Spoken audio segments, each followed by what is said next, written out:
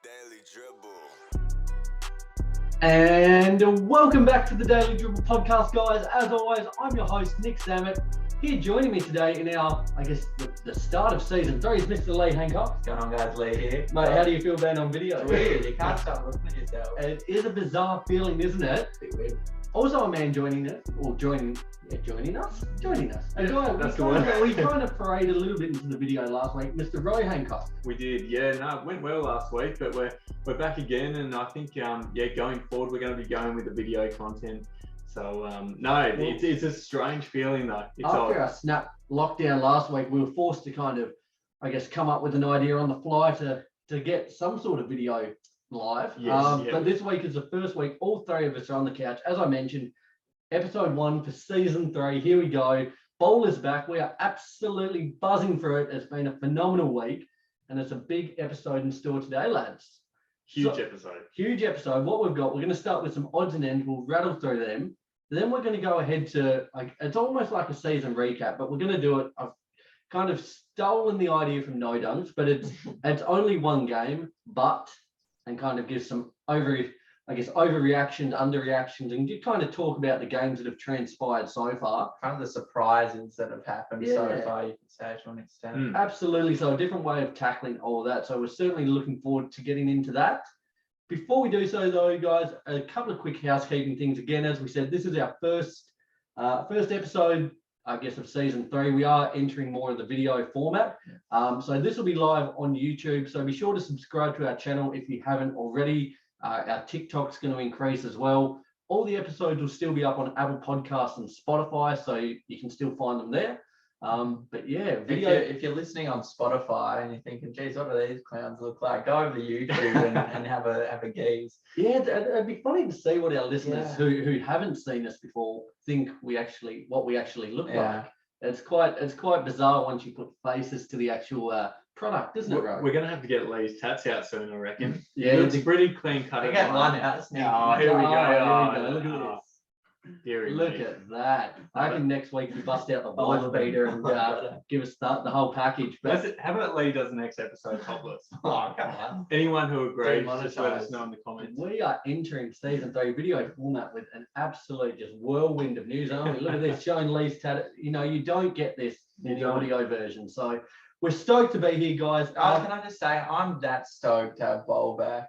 When it came back, it was just like a wave of, oh my God, thank God this is a weight was lifted off the shoulders, wasn't it? Do you know what it feels like? It feels like you've just been missing a big part of something right in here, right deep within your soul for a few months, and then it comes back. 2K can only feel so much of that hole. It can, yeah. It's I love it. We're back though. We are back, guys. Before we get into it, as I said, one last point. A big shout out to our major sponsors, Intersport. A big thank you for all the continued support. We certainly appreciate it. I was actually, last Thursday, I believe, I took part in a bit of the ordering for the upcoming season for some of the new apparel we'll be getting in. What'd you go We're going to be expanding in the junior range, the adult range, more Warriors, more Mavs, plenty more Hornets. No, not so much. I did see a LaMelo Ball jersey advertised though. Was it? Yeah, on the online store there. Not in our shop as such, but guys, be sure to check them out. A lot more coming in the basketball range. Also, I'll kind of give a little teaser now, but we might have another potential sponsor on board. This time next week, we might have a little bit of product placement in and around this area. So keep your eyes peeled for that. Certainly looking forward to sharing that one with you guys soon. Right, now that we've crossed all the dotted all the I's and crossed all the T's. Let's get into some odds and ends. Lee, you take us away, my man. I'll kick us off. And there was a lot of signing or contract extensions and a lot of contracts that didn't get meet. I'll start off with some of the contracts that didn't get meet or didn't get met. Marvin Bagley was the first one. There was a bit of talks of what's going on here. He didn't come to a contract extension. But that's fair, do you think? I think it's fair. He hasn't shown very many glimpses of being promising for his draft pick. Do you know a team that I actually heard that could be rumoured to sign Marvin Bagley at the end of the year or throughout the season? And that's the Miami Heat. Apparently, his agent is the agent of Tyler Hero and I think another Miami Heat player. So he's got that connection already, which is really important. So I just wonder if a new a change of scenery at a championship contending team might change the way that he plays throughout the season. It'll be interesting though. Just on that, how do you see that playing out though? Because do you see him as a power forward or a centre in any event? Do you see them, I guess, if that were to eventuate, having a starting five of both Adebayo and Bagley? Well, who have they got at the moment coming in the they? power forward? Obviously, they've got Bam starting. Who's there? Do they have PJ Tucker? PJ Tucker at the power forward. I think he'd have to come off the bench, wouldn't he? Until he proved that he can be a legitimate starter throughout the season. But to be honest with you, I really like that move of Marvin Bagley to a championship contending team. He's wasting his career at the Sacramento. Need to change the scenery, doesn't he? So. Big time. Another one I'll go with, which I'm like a bit, come on, Miles Bridges. He didn't end up reaching that extension. Yep. He's very valuable to the Hornets, I think. So not only in terms of his massive highlight dunks, but he does add a lot to the team. I was a bit sad to see he didn't reach that extension. That was a surprise. I thought something would have been met there. Not so much of a surprise. Colin Sexton, they didn't reach on an extension. I'm guessing mainly because they're trying to work around Garland. Yeah. Although he's looked very impressive so far to start the season. They've not registered a win yet, but he's been super impressive. Garland was out today and he was just electric. And someone who deserved a max contract in my opinion, but didn't get one was DeAndre Ayton. Well, that's a funny one, and I might tie that in with a few people who did get extensions and then pose this question to you. So do excuse me here. I'm going to check the phone because there's a few to get through. So Valanciunas with the Pelicans, 2 years, 30.1 million. Let's just rattle through them and we'll say worthy or not. Yeah, well, that's what I reckon. Good, overpay, or fair. What do you think? I think what was it? 2 years and 30.1 million. I think that's quite a good deal for a really high caliber starting centre. I think he's so well rounded in his game, his outside threat, his inside presence, his ability in the pick and roll. You're averaging 15 million a season. That's I think a bit of a steal, to be honest, of his potential. Maybe a bit underpaid. I'd say 40 mil would be fair for him, but go on. We had, I won't touch on this one, just quickly, Grayson Allen, 2 years, 20 million with the Bucks. He has looked good over there. He has looked good, so a rookie extension there. Okay. Daniel Gafford with the Wizards, 3 years, 40.2 million. So again, another player who I think they see a lot of potential, 23 years old, I believe. I think that's probably fair. I wouldn't say it's a good deal for the Wizards as such at the moment. I think it has the potential to be a good deal in the future, but at the moment, I reckon that's a pretty fair deal. I think so as well. He showed signs, so I think you're paying also for the future for Daniel Gafford as well. He's shown really positive signs. So a potential maybe sixth man of the year, Kevin Huerter with the Hawks, 4 years, 65 million. Good deal for him. Geez, Red Velvet secured the bag, hasn't he? Red Velvet, that's good. Red Velvet.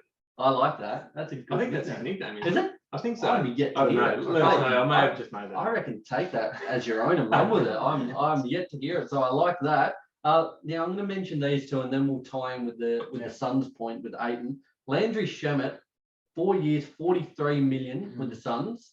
Mikal Bridges, 4 years, 90 million with the Suns as well. Now, there's a lot of money going. You put in those two, you put in Chris Paul, Devin Booker.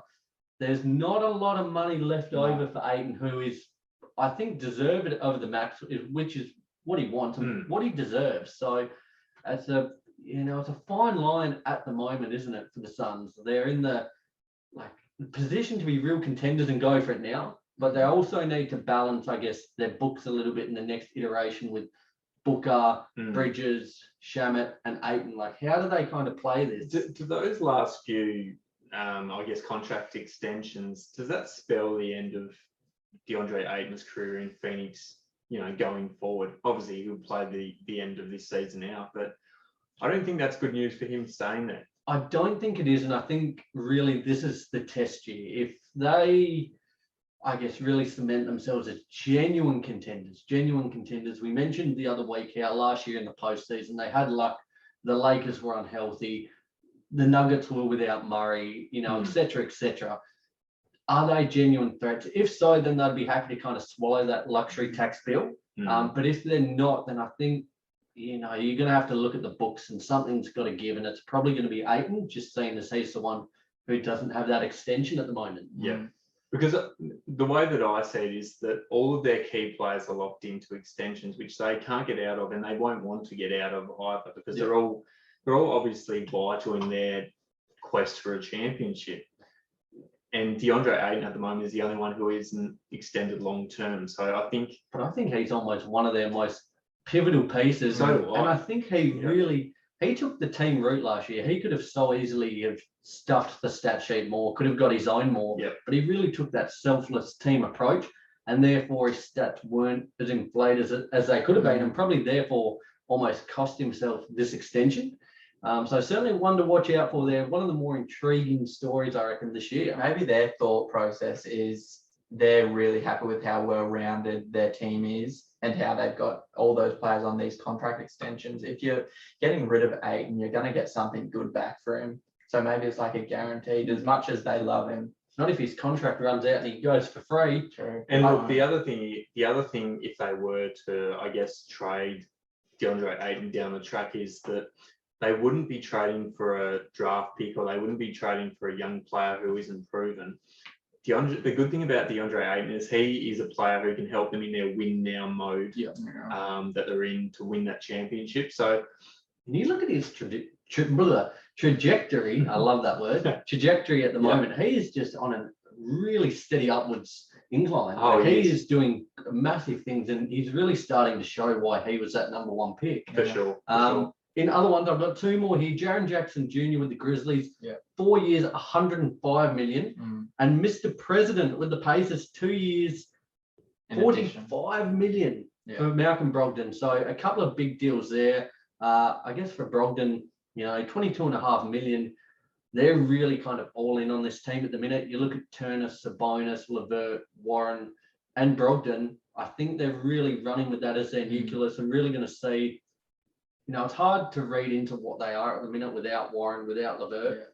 But I think, I keep mentioning it, when you get all that starting five together, I think they're really a force to be reckoned with. The reason that I love that Malcolm Brogdon contract extension is because there's very few players on that Pacers list who you can rely on and who aren't actually injury prone. Because as you were mentioning, TJ Warren and Karis LeVert are the two, I guess, starting five who won't play much part in this current season and didn't play much part in last season either. So I think you have to give him as much as you possibly can to retain him, because he's going to be valuable to how they perform this year, and he's been super reliable over the last few years. So I'd be happy to pay him that.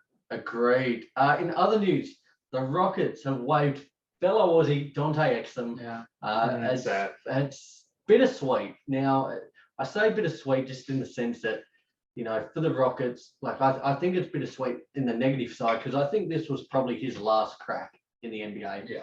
I think now he will hopefully move upon to greener pastures, and with that, I think the silver lining is hopefully a run in the NBL. I think he has the potential to absolutely flourish here and may one day get another crack in the NBA, but he just needs to rediscover, as he found in the Olympics, that confidence and find his form again. And I think the NBL is becoming, as we've said, the perfect pathway into the NBA. But just for him to re-establish himself, I think it really could provide a good opportunity if he goes that route. Could he become the marquee player for the Tassie Jack Jumpers? Oh, I tell you what, imagine. That's the question that I'm asking. Well, I tell you what, just on the NBL, certainly looking forward to it. We've got the NBL Blitz here in Hobart next month, pre-season warm-up for anyone who isn't familiar with the Blitz.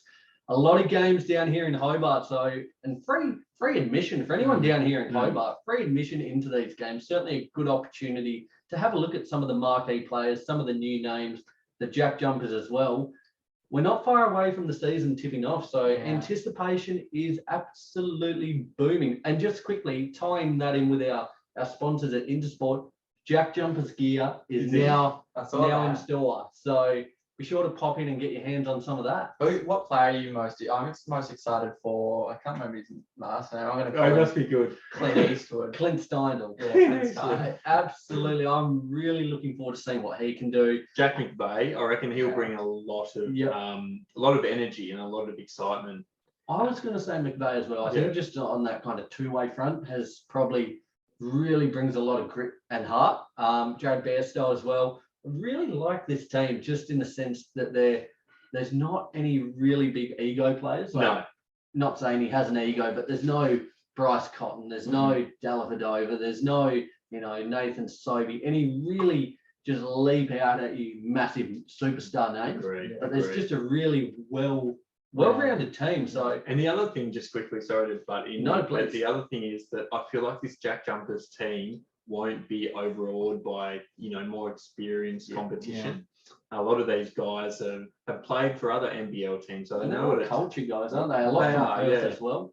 They are. So I don't think they'll be overawed. But really keen for the NBL season to start. It's only a matter of weeks away, isn't it? It is. The regular season starts in December, so we're getting very close now at the back end of October. So very much looking forward to that. I've got another man before you go on. No, please. What are your thoughts on the Lakers picking up Avery Bradley? That was my next point. There you go. They have completely brought back the band. You look at Dwight, Rondo, Bradley, all these names coming back.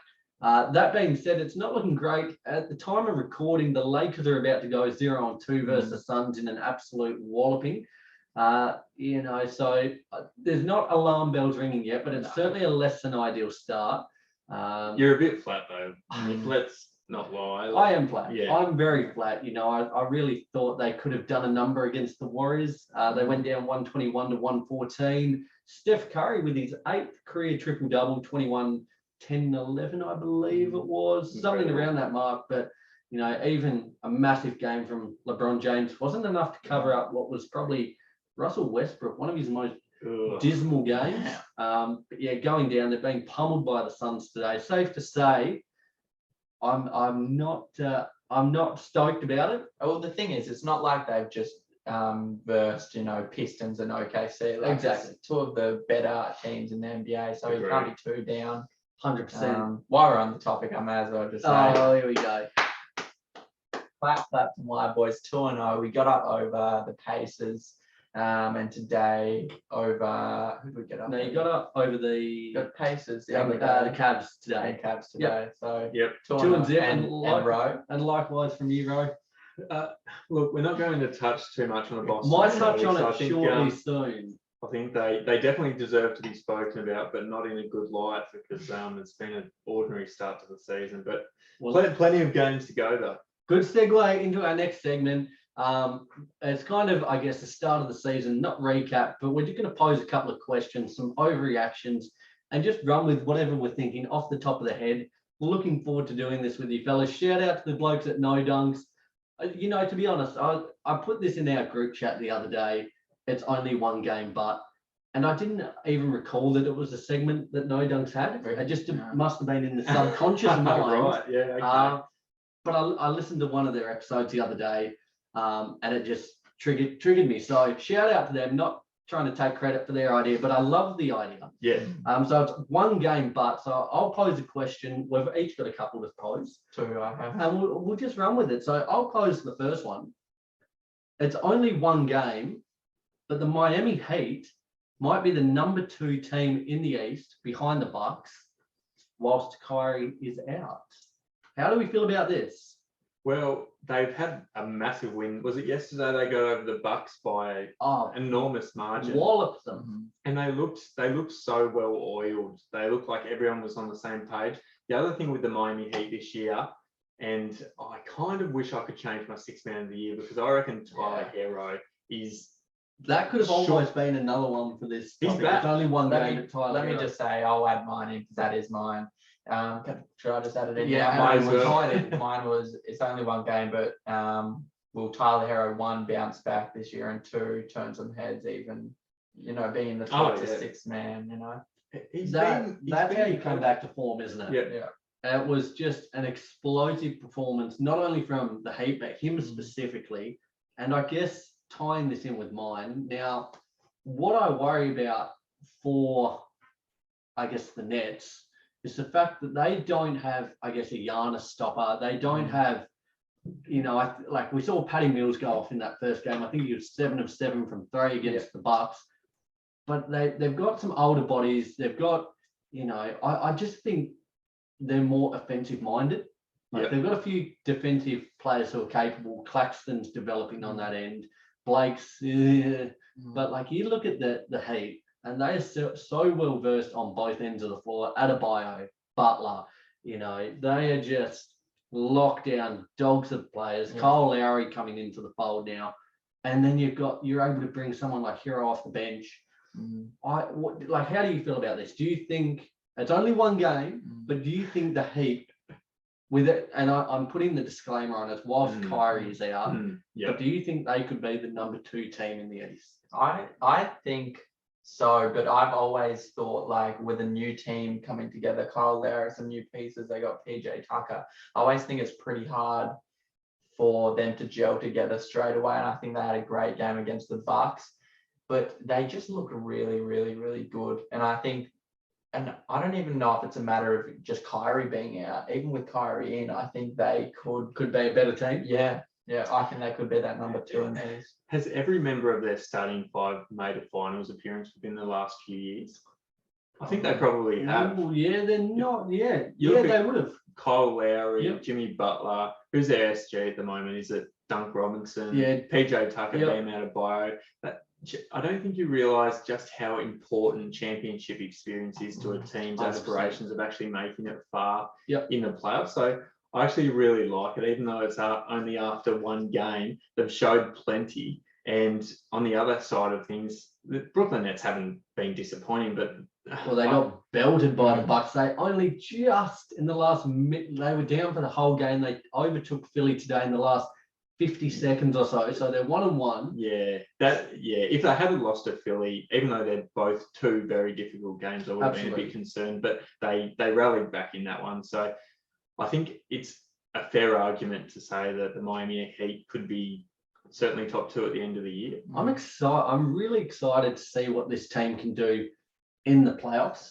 Once those rotations shorten to 8 men or so, you bring back Vic. Hopefully he gets a bit of time under his belt to reintegrate himself back into form and back with the team.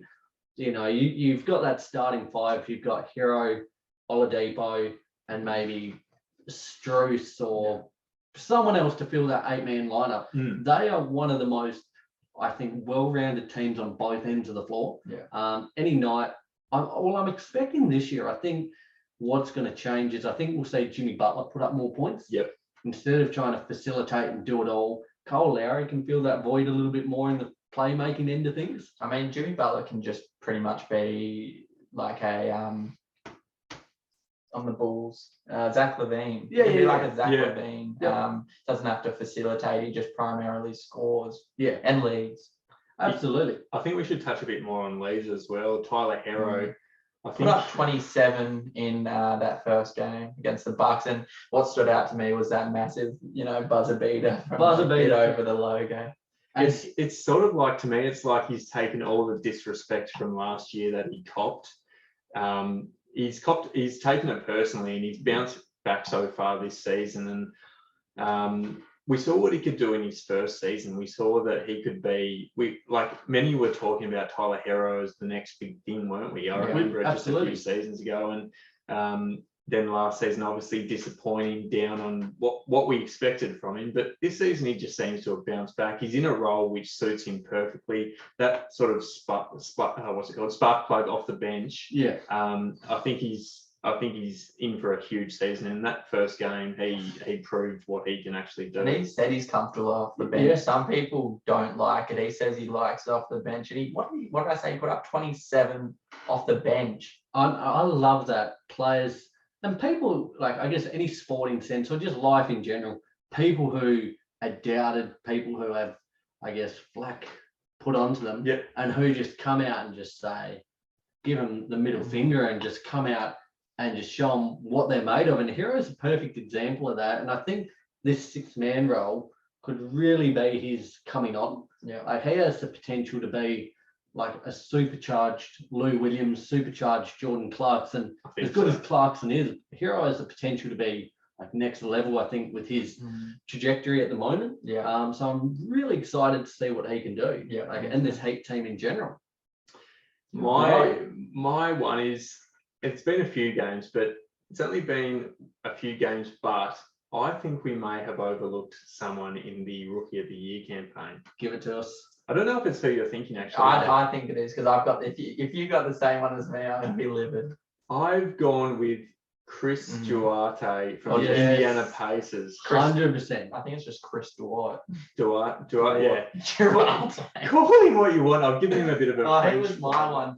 I've given him a bit of a French flavour, but look, I don't know if you guys have watched the first few games, particularly that first game. He had 27 points in his first game in the NBA, 6 to 9 from the 3-point line. Yeah. He was a dagger from the 3-point line. But we did not mention him at all. No, I we mean, didn't why mention the would off we? season. Why would we? We shouldn't have needed to. What number pick was 13. 13. 13, there you go. The thing that I think helps him massively is he's a 24-year-old rookie. So Yeah. he's mature. And, you know, he's got that mature mindset and he just looks, from what I've seen so far, as comfortable as any rookie so far this season. Yeah. Today he had 15, 4 and 5. So Yep. he cooled down a little bit compared to that that first game that he had, but he still hit Fantastic numbers for your second game in the NBA, isn't it? incredible. He's had 9 3-pointers in his first 2 games, which just is scary for opposition teams going forward because he's a guy who you're going to have to monitor. Generally, you wouldn't have to monitor a guy who's been picked 13 as closely as he. But the other thing is, I think with TJ Warren out and Karis LeVert, he's going to have increased responsibility, 100%. more game time, more exposure to the big moments. Yeah. I I love that they've started him straight away. So good. I mean, Karis LeVert was out, but that's what I was going to say. He probably looks so comfortable and confident because of his age. I think that plays a big part to it. But what rookie starts in their first game? You know, not many. And he took that on and scored 27 points. I was absolutely in tears.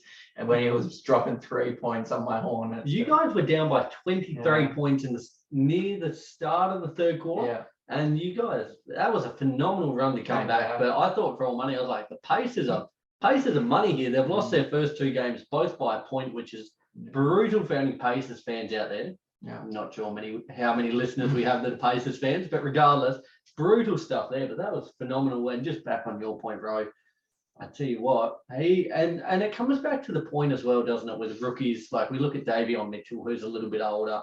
Like, do you go for a player who's maybe younger, but not quite as well developed? Or if you're a win now team, do you go for someone who's a bit older, but has that little bit more experience, has a more well-rounded game? It really is becoming, I think, more of a question just as you see these older rookies starting to show out. I think so. And I think he's in win now mode along with the Indiana Pacers. Like, I don't think they're necessarily going to be contending for a top 4 or 5 spot. But at the end of the day, they're certainly not in rebuild mode, are they? They need a guy. Let's pose this to you then. It's only one game, but at one on the fly. Are the Pacers, from what you've seen, they've lost both games by a point, so they're 0-2, granted. But with how are we going to say it? Duarte? It's Chris Dort. Like Dort, but Dort. Like a W. Like Dort. All right. Pretty sure. Well, with him coming on, we saw Sabonis have an absolute masterclass in the first half of game 1 against the Hornets.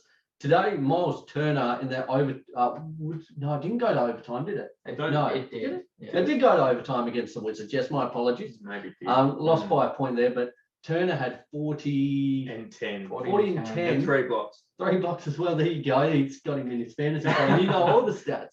But how do you feel about the Pacers? Do you think from what they've shown, do you think they are, I don't think any of us had them in our top 8, but do you think they are a playoff contender? I think I just had them just outside. Perhaps. So it's hard to say because when you're missing 2 of your key cogs in Karis LeVert and TJ Warren, it really does hurt. But we've mentioned Chris Duarte, whatever you want to call him. And I think he at least fills the void that Karis LeVert has left to a certain extent in terms of his, I guess, ability to produce on the offensive end. And I think he's definitely capable of doing that as we've seen these first few games. So he's absolutely not going to be putting up, was it 27?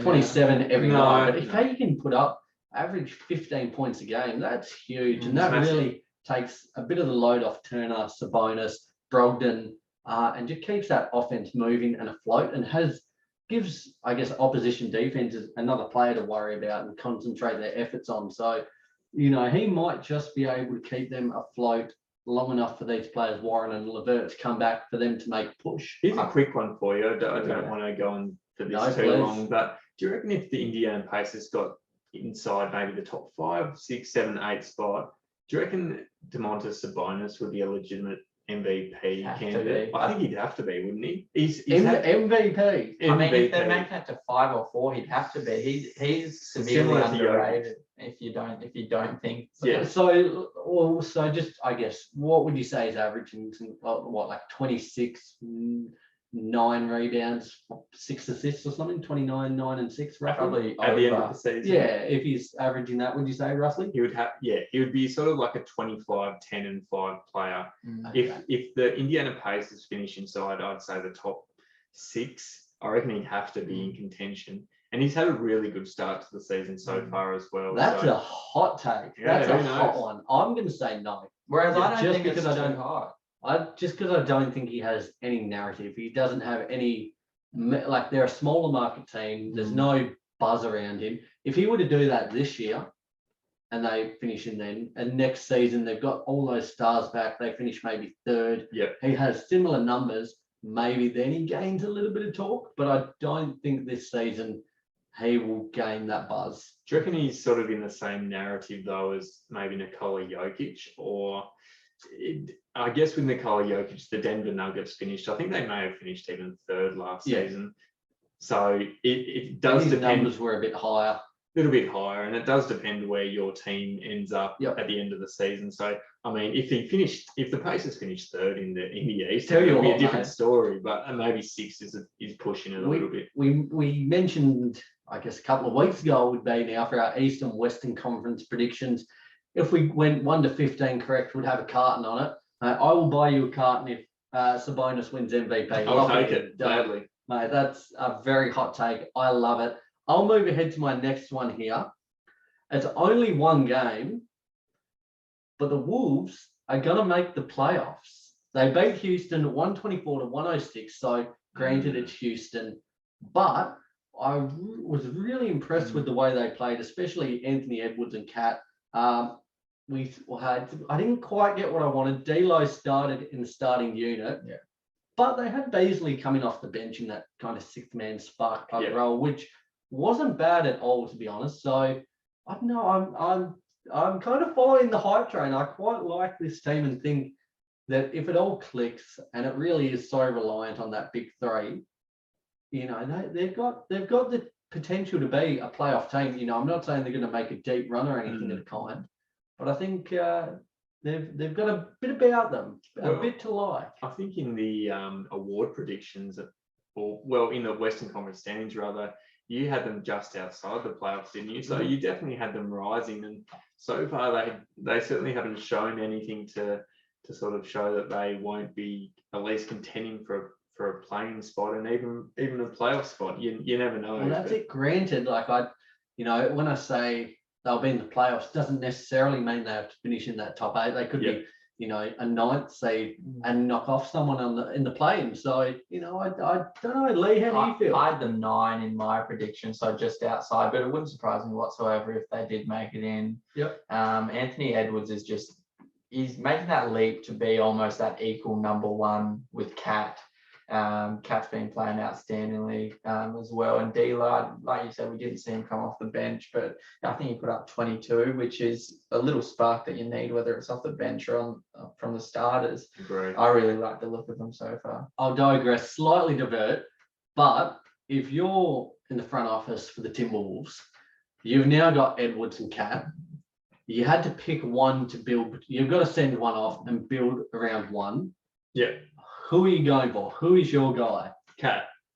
You're still going Cat? Yeah. I love a quality big man in the league. And even though I rate Anthony Edwards super highly and I think he's going to be an incredible player, I think Cat is a guy who, at his best, when he's not dealing with injuries, could be a 27 and 12 type player. He's that good. Yeah, I like it. Yeah. Lee? I'm the same. Cat. He's already proved himself, and I know that Anthony Edwards obviously is going to prove himself. But big men are almost just taking over the league at this point.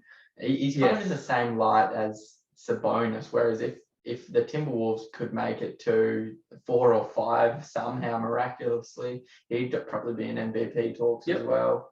So Cat.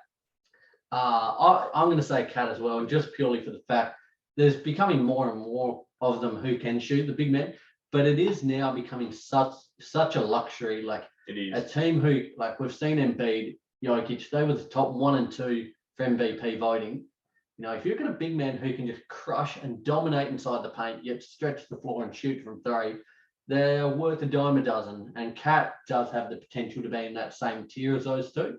So I would agree. But I think Ed Woods, his star is certainly on the rise. So look out for him for sure. Yeah, agree. You both took like my ones. I haven't said one yet. I had 2. I guess I can make one up. I've got 2. I've got one. You got one? I'll go. And I don't really know how I'm going to word this, but it's only been a couple games. And I know he's a rookie, and I know it takes some time for them to get started. But Jalen Green, he has played 2 games, and in both games he's scored 9 points. Got 4 or 3 rebounds and 2 and 4 assists. So what's the go there? I know he's going to come into his own, but it's a matter of time. What's happening there? So it's only 1 game, but Jalen Green won't be Rookie of the Year. Is it's only 1 game, but how long is it going to take for Jalen Green to, start turning some heads? Yeah, it's interesting though, isn't it? Because we thought that he'd be, I guess, thrown into the deep end, so to speak, and he would perform straight from the get-go. And I can see where you're coming from, because he hasn't been, I don't think he's been underwhelming, but at the same time, I think we thought that he would probably produce a little bit more. He would have got taken off a little bit earlier today because they blew out the Thunder. Yeah, it's not deterring me from my original prediction from Jalen Green as Rookie of the Year. I think there's only a few games in, and I think there's plenty of time for him to acclimatise himself in the NBA environment. So it's a massive step up from where he's been playing. So I am not concerned about that, but he still probably hasn't performed where we thought he might in the first few games. I think he'll pick up. We just need to remember, like last year, LaMelo Ball scored 0 points in his first game. Do you remember that? And everyone was like, oh my God, why did he go 3? What's happening here? Why is he getting all this Rookie of the Year talk? He won Rookie of the Year in the end. And he was injured for a fair portion of the year. So I think Jalen Green will come into his own. I love the NBA. I love it. And there's always news. There's always something to talk about, because it's an 82-game season, but 1 game, can change the perspective so much. If Green has 0 points in 1 game, we're all like, wow, this guy's a bust.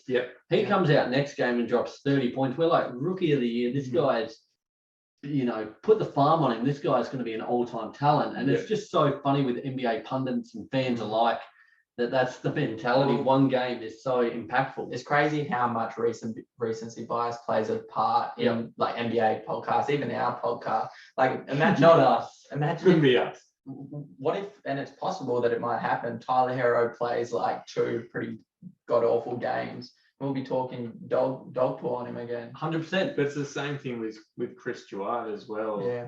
He's had 1 really good game and another really serviceable game. And I've already said, I think we may have been sleeping on him as the Rookie of the Year, which might perhaps have we may. 0-0 next game. You might not see the court. Exactly right. I think the thing with Chris Duarte, I don't want to circle back, but I think the thing is he just looks super comfortable regardless of the box score. He looked like he belongs at NBA level. So. And with that age comes experience, doesn't it? It does. As you would attest to, Rowan, our little band of merry hooligans. You're the oldest, and you the wisest. Would you say? Yeah, some could say that as well. There you go. Ro, did you have any others? I've got a couple more. Yeah, I've got another one. It might be quite an obvious one, but I think Golden State are officially back so far this year.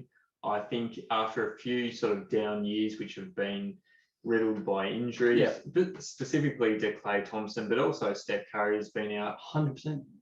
For extended periods over the last few years. So saw KD go down in that playoffs against the Raptors there. That's exactly right. So they've been down a few really key players at long extended periods throughout the last few years, but so far this year they've come up against the Lakers on on opening night, and 121 to 114 win, 215 to 113 win against the Clippers as well. Yep, that's the other one, the Clippers as well, taking care of both LA teams, who are both, in my eyes, contenders for the championship at the end of the year, and I think they'll both be playoff contenders, definitely.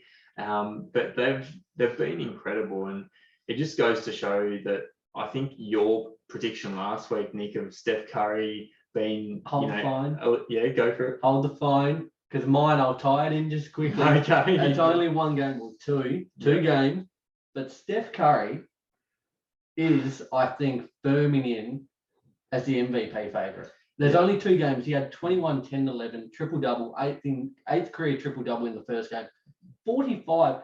Ridiculous. And what I've been surprised at, 45 points, 10 rebounds. His rebound number, what is going on here? He 10 in both games. Are you kidding? Oh, he's got sticky mitts when the ball's around the rim, that's for sure. But his impact, and I'll tie it in with yours, Ro, because the Warriors are back. And we saw last year, like he really just dragged them along. They got knocked out in the plane against the Grizzlies. But he is just the heart and soul of this team. And like what he does, he had 25 points in the first quarter. He had a kind of off-shooting game against the Lakers, but 25 points in that first quarter against the Clippers was just unbelievable to watch. Well, there's only 2 players in the NBA where they go into the game and you know they're going to make a big impact of at least 25 points. That's Giannis and Steph Curry. Yeah. I just wanted to add, and I was watching, I think it's the Lakers Golden State game. I wanted to add, I think it goes under, what's the word, like under the radar, how good Steph Curry is at finishing at the rim. Yeah. Because he's known for his shooting. So crafty, predominantly, but he's probably the most crafty player around the rim, I'd say. Who else? Like guard wise, who else is there? Trey Bill, maybe. But the thing with Steph in my mind is I agree he's super crafty, but I think a trait that he has, an ability that he has that not many other players in the league have, is he's already in the opposition team's head as soon as he passes half court. 100%. As soon as he passes half court, opposition are thinking, we've got to be on our what's called P's and Q's when that's your favourite, isn't it? I love that. We've got to be on them, because as soon as he passes half court, anything could happen.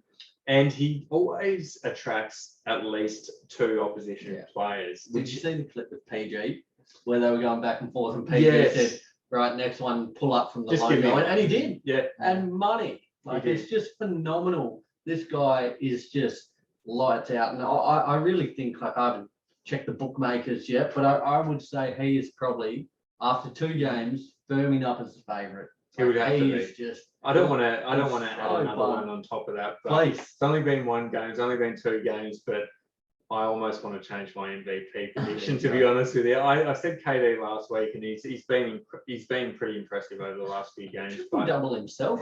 Yeah, but I think it's sort of like an underdog story to a certain extent, because they've been down and out the last few years, the Golden State Warriors, and then for Steph Curry to drag this team back into serious playoff contention, and potentially fun. They are fun. I think it's such a massive factor that the other guards, and I'm talking about Damian Lee and Jordan Poole, are gaining so much more confidence because, like Rose said, Steph Curry's in the defender's mind as soon as he crosses half court. It's good that he has some other options.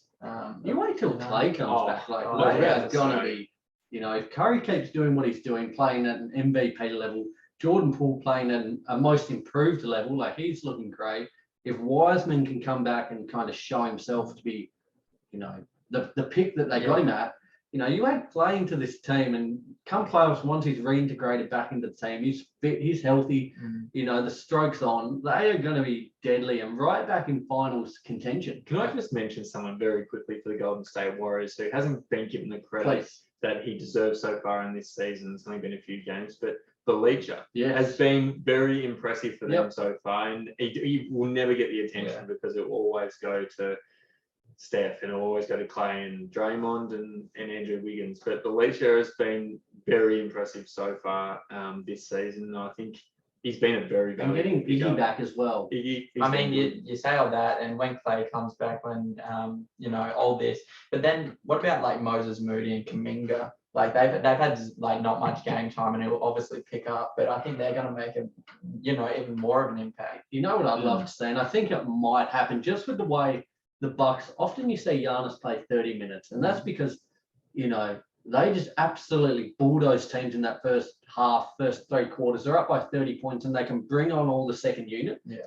The Warriors have that potential to just blow teams out early and bring on Moody, Kuminga, give more time to those players to develop. And I think that we'll see more and more of that this season, probably more so once Clay comes back as well.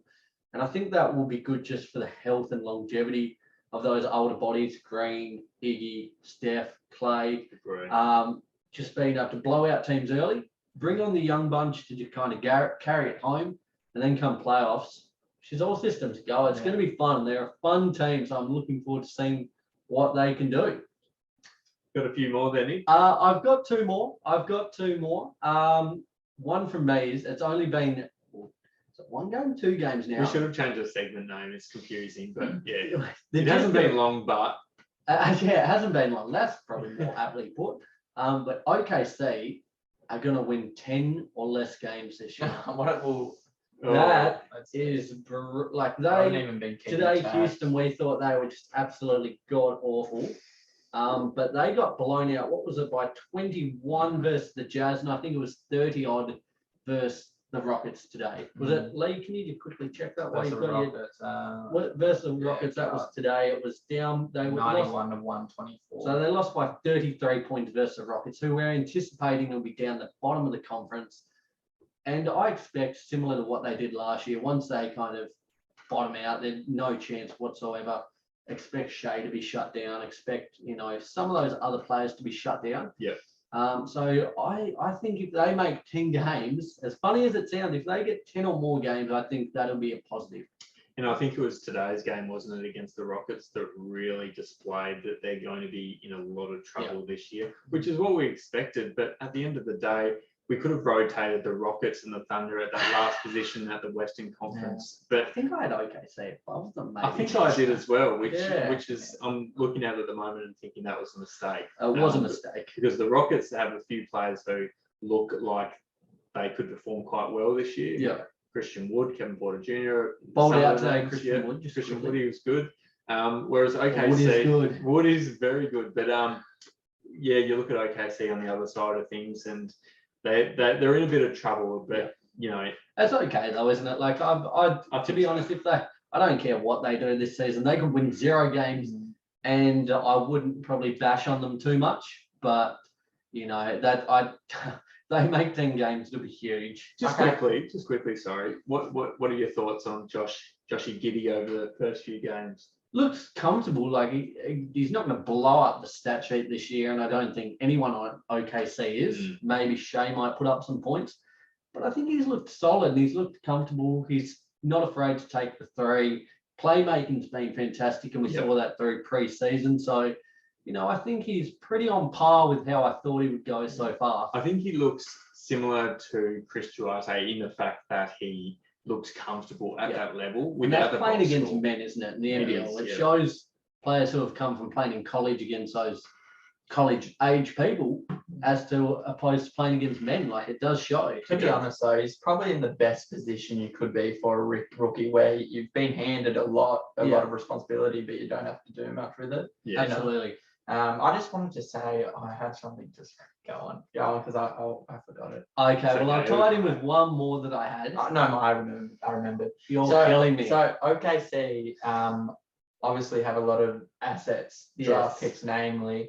We know they're going to be good. My question was going to be, how long are we waiting until we start seeing some changes? Because Shea's only going to be happy for, you can only be happy for so long. Well, granted, I'm going to say 4 years. I'm going to say that's a long kind of way. It is, but I think, I think there'll be incremental improvements. As in, I think in 4 years they'll be a team to be feared. Yeah. I think they will improve each year from here on inwards. Yeah.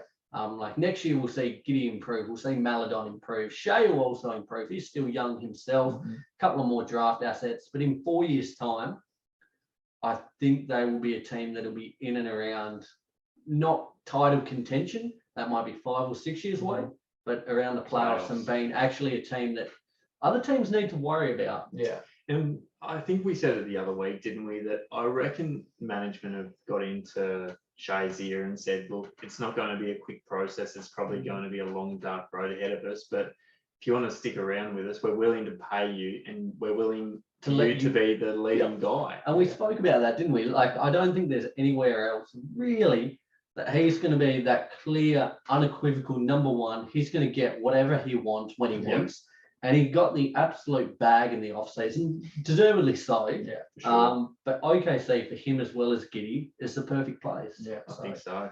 A quick one from me, just quickly. It's only been one game, kind of two today, but I based it off the first game. Paddy Mills and Tyler Hero are the 1 and 2 for sixth man of the year. Paddy Mills, was it 6 for 6 or 7 from 7 from 3? So it was 7, wasn't it? 7 of 7 from 3.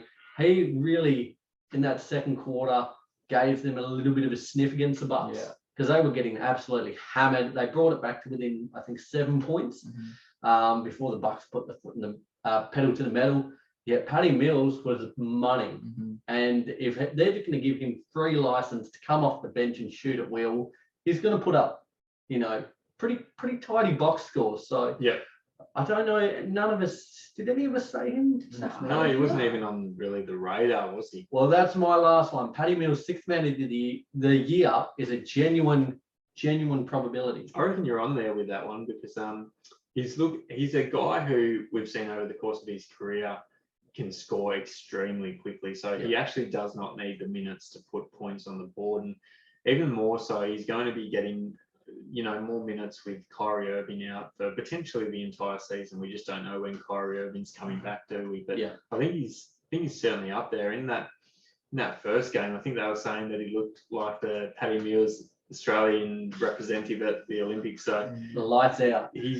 We love him as Australians, but We do. I think the NBA community overall love Paddy Mills because he's just such a likable player. Doesn't really have any ego about him. Just goes out there and does what he needs to do for his team to win. Love it, lads. That wraps up our first installment of It's Only One Game, but it kind of translated to it's only been a couple of games. But before we wrap up, I've got one last question for you. Which team has suffered the worst loss so far? You'd almost I don't even have to look at it. Sure, actually, the biggest loss has obviously been that OKC one today, but probably the worst loss it's got to be the Pacers. They've been done so dirty with those 1 point losses. Well, I feel so sorry for them. I'm going to say the Celtics losing by 32 today against the Raptors, who are expected to do nothing. I had them right down the bottom. They lost the offensive rebound count 21-10. Jaylen Brown, after putting up, was at 47 or something crazy in the first game, had 9 points. Didn't he hit 3 shots? They were just dog awful. And the Raptors, should I say, I'm expecting nothing from them this year. Just absolutely put them on the bitch. There's no other way to put it. They put the Celtics to the sword. They're 0-2, as we said at the start of the episode, Ro. Not looking good, but that's my worst loss, as well as probably the Blazers losing to the Kings 121-124 at home in their opening game. So for me, they're the two worst losses for me. Look, I'm a Celtics supporter, so of course that's going to be probably the loss that hurt the most. And I think the Celtics are just in a fair bit of trouble at the moment. I think at the start of the season, we weren't really sure where to put them. Could they be a team who finishes around 5th, or could they miss out in the playoffs? And they have games like they did today, which proves that they may potentially miss out on the playoffs. They shouldn't, but they may do. It's hard to say. I reckon the Bucks against the Miami Heat really caught my attention the other day, though, because after that dominant win on opening night, they've come out and lost by, 42 in the end against Miami Heat. But it's equally, as much of it as a big loss, it was equally as big of a win for Miami Heat. So it caught my attention on both sides of things. But there's a few teams who have suffered enormous losses so far. Well, that wraps up a huge episode, season 3, episode 1. Here we are. Guys, by the time we speak next week, we're going to have a much clearer picture about who's doing well, who's doing poorly, players and teams alike. There's going to be a lot to discuss. I don't know about you guys, but as we said at the start, how good is it to have ball back? It's incredible. Absolutely buzzing. We are loving it. Season 3, we've got more video content, our TikTok, our YouTube. Be sure to check them out. They're going to be a lot more up to date and current. We're still here, Apple Podcasts and Spotify. Yes, we are. It's all happening. We love it. A lot of big news coming on the way for the Daily Dribble. Big things in the works. So be sure to keep an eye out on all of our socials for the latest news when it breaks. The NBL is just around the corner. The NBA is in full swing. Life is good, isn't it, Lee? I've just always wanted to do this. Just down there is that like button. Just down there, bottom left, and leave some comments down here. I mean, he's making a joke, but do it. Like, it's like, let us know. do it. Are you enjoying the video format? Let us know as well. Let us know. Just he's the most good-looking member of the Daily Dribble. For all the video listeners out, do you say video listeners? Video watchers out there. Yes, yeah. But likewise, all of our audio listeners, we still love and appreciate all of you. Even join in on today's segment, like leave a comment saying it's only been one game, but we'll put something up. We'll see what you guys think. It's had a lot of fun doing this, and it's interesting just giving these overreactions and yet seeing where we're all at, because a lot of them we're kind of in sync with. They are overreactions to a certain extent, but there is a lot of truth behind them. So, lads, I don't know about you, but next week it's going to be a huge episode. Be sure to like, subscribe, stay up to date with all of our socials. Can't wait to talk to you next week. Till then, love you, bye.